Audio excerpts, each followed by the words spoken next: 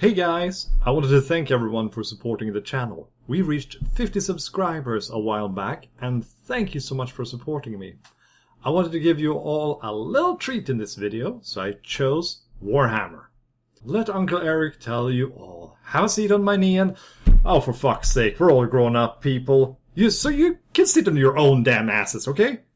Before I get to the point, I wanted to say that if you have any facts you would like to add to this discussion video, please add a source to your claim. So don't say, I remember that I read this thing somewhere. We want facts here, so be serious about it.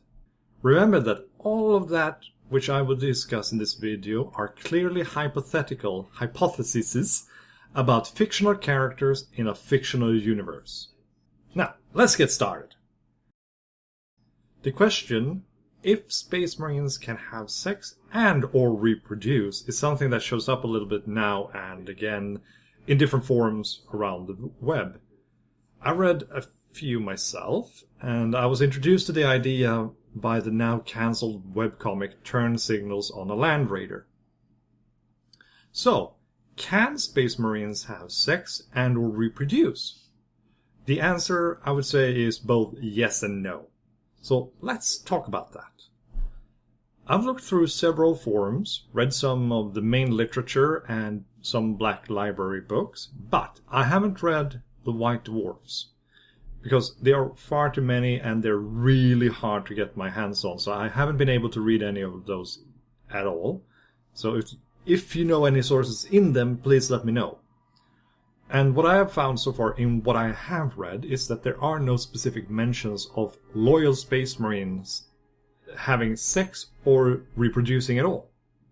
There are some authors that mention that they get castrated or hints at it being part of the creation process of the Space Marine.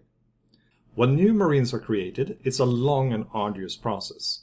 Because, 1, most are recruited in their early teens, or even younger than that. There are some recruitment differences depending on which chapter we're talking about.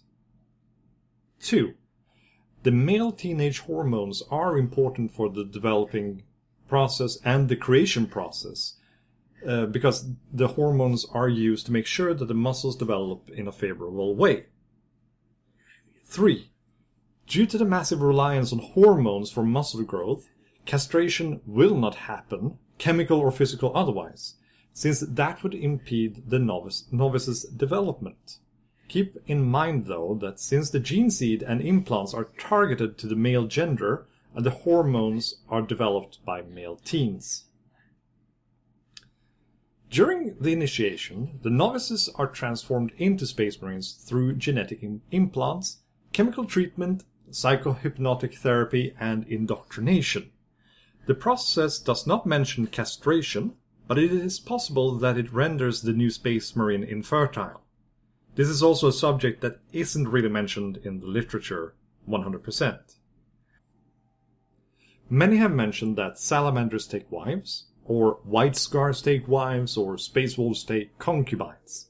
Once more, I haven't found anything specific in the fluff about this, but if you have a source, please write it in a comment so we can check it out. The salamanders are the most frequently mentioned when it comes to these discussions about having a wife. It says that in the Index Astartes book 3, that the salamanders have a very unusual relation to their people on Nocturne, and that salamander Space Marines keep in touch with their families. That is, they might pop into their mom and dads for a cup of tea, but there is no mention of them having children or wives. Just to nip this in the bud, some people have quoted that Lucas the Trickster has bedded several women and probably have several children. They were most likely conceived before he became a Space Marine. And I don't want to think about it too much, actually, to be honest here, because he must have been very young when that happened. The same can be said of Luther. He had a wife and a daughter, but that was even before he found Lionel Johnson on Caliban. Now, let's say there is a chapter that might take wives.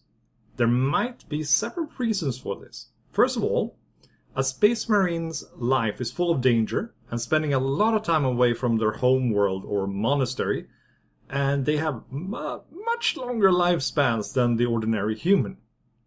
There might be some benefits for a marriage with a space marine, and it would be a political or a social one. This depends, of course, on which chapter we're talking about, and of course, what culture is present on the world that this chapter hails from. But there might be a social or a political boost for a family to have a relation with a Space Marine chapter, if through a symbolic marriage or a child that has become a Space Marine. So a political marriage is not entirely out of the question. There have been mentions that Space Marines are not sexually attracted to women, and that's kind of a lie. There's nothing specifically mentioned in the literature about this, but there are some mentions in Black Library books, such as the Ragnar Blackmane books, where Ragnar is said to have had weird feelings towards a female character. But due to him not being able to understand or comprehend them entirely, they mostly just made him frustrated. There is also another mention of Bjorn. Well, you guys know Bjorn the Fell-Handed, the Old Wolf, in the Horus Heresy books. And in that series, he's actually flirting with a female character. There might be something unique about the Space Wolf chapter here, or this might be a common thing with all Space Marines, because I don't know.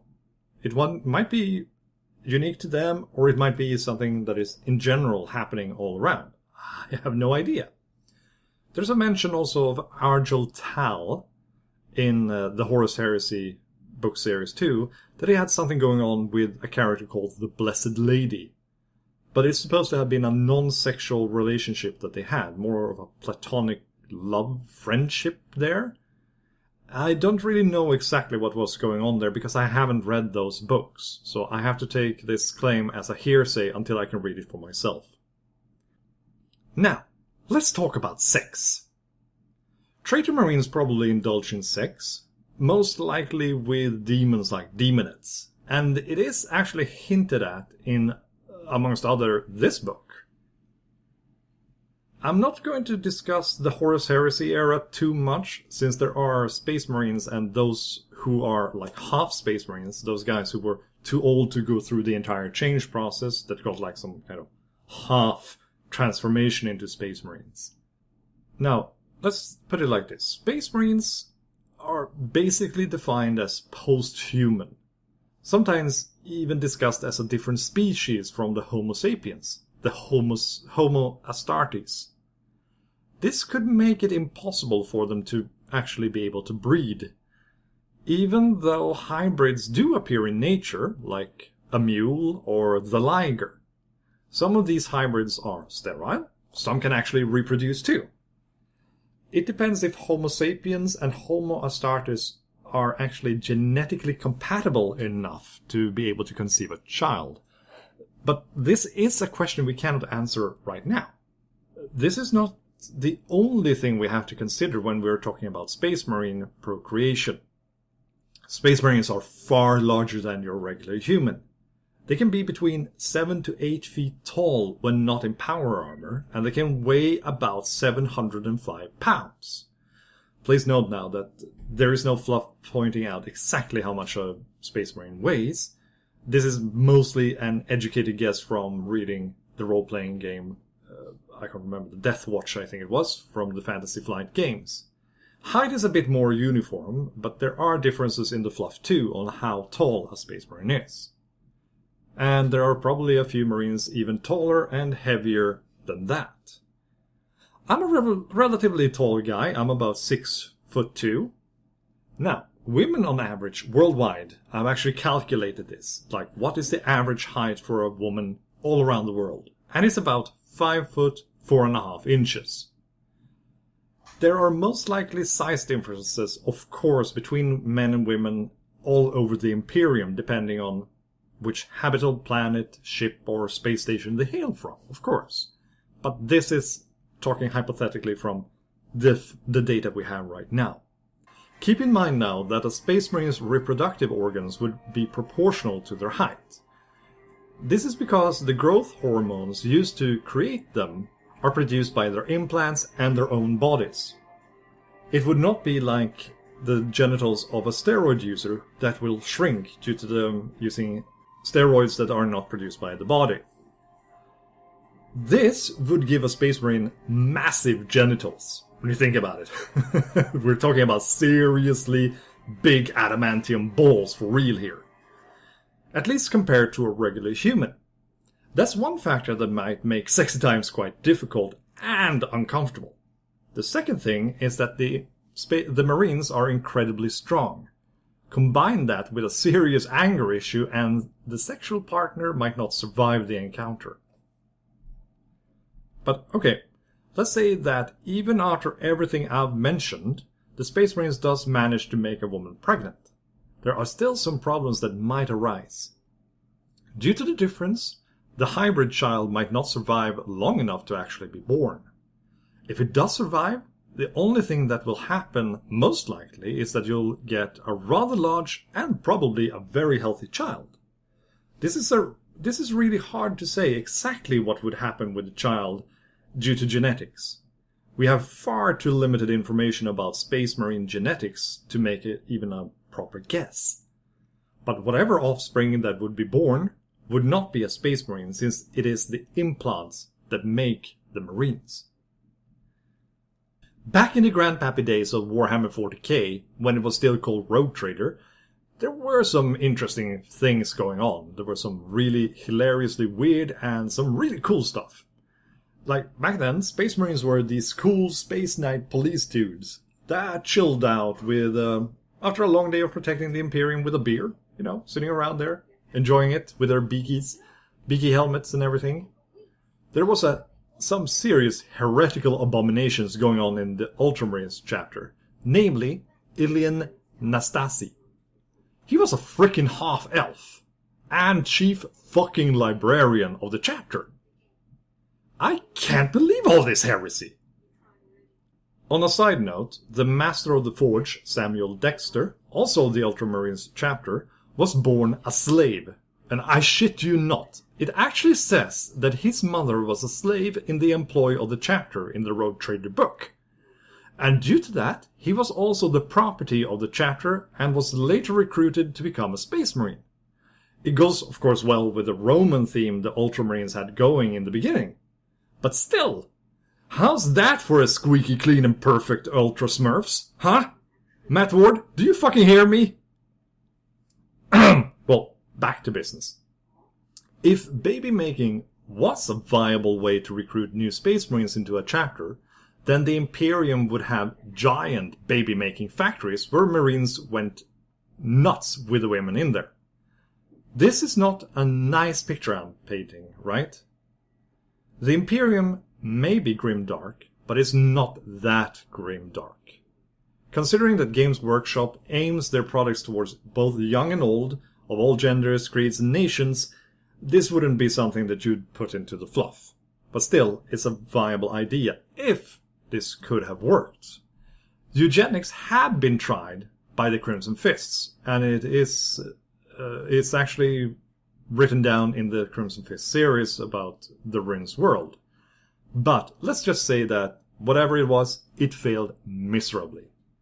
There have been several tries though to clone fully adult Space Marines. Corax tried that, but due to some Alpha Legion shenanigans, it didn't work out too well. The Blood Angels tried a similar trick quite recently, without much success. The only person that currently seems to be able to perform cloning adults is actually Fabius Bile, or rather Fabulous Bill, and he ain't sharing his skills. Cloning children might not be a good idea either. Creating a Space Marine takes between 4 to 8 years, and not all who enter into the process actually survives it. Having to add an additional 10 to 14 years to the process is really far too long, and it's far too costly, even for the chapters and the Imperium as a whole. Some of you might be asking now, but what about the Demon Kulaba? Now we're cooking bacon. Well, the Demon Kulaba was created by Warsmith Honsu, the evilest motherfucker this side of the Eye of Terror. And it was used to create Chaos Space Marines. He mutated a female womb infused it with pure Imperial Fist gene seed. Slaves were put inside the womb, and after a few days they were reborn as an Astartes. They were always born without skins, and had to have it grafted onto them after they had been inspected and considered good enough to become a fully fledged member of the Traitor Legion. If not, it was thrown out into the wasteland of the demon world. This is not a viable way to create a Space Marine either, since it utilizes heretic technology and demon sorcery. It was also destroyed by Uriel Ventris and his merry band of dishonored Space Marines and Demonculaba mutants. To sum it all up, Space Marines are probably capable of having sex, and maybe even reproduce. Their offspring, that is anyone's guess. I don't know. They might be sterile, so no babies. But they still would have balls, since they are necessary for the Space Marine creation. The hypnotherapy might make them focus on other things, though, and they can't recognize their sexual attraction to females, or even understand them. The busy schedule that all Space Marines have doesn't leave much room either for free time, or the time to indulge in any kind of sexual activities. All in all, I like to look at it like this.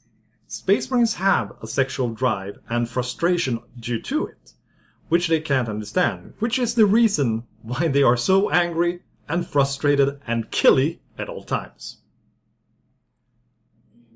Thank you guys so much for watching, and if you liked this, do leave a like and a comment. And do subscribe to the channel and help me grow. Thank you once more, and I'll see you guys later.